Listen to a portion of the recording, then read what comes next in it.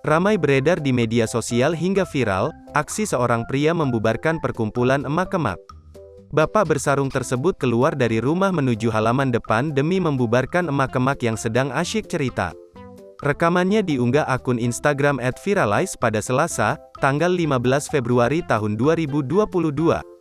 Disebutkan dalam video, bapak-bapak itu memberi tips kepada warganet cara membubarkan emak-emak yang sedang gibah. Dengan berbekal 2 kursi, ia keluar dari rumah. Kursi tersebut dilemparkan ke lantai dan sontak membuat kaget emak-emak yang tadinya disebut gibah. Perkumpulan ibu-ibu itu mendadak bubar. Aksinya mengundang gelak tawa warga lainnya. Setelah para wanita meninggalkan lokasi, pria itu sempat menendang kursi. Aksinya pun menuai gelak tawa dari warganet.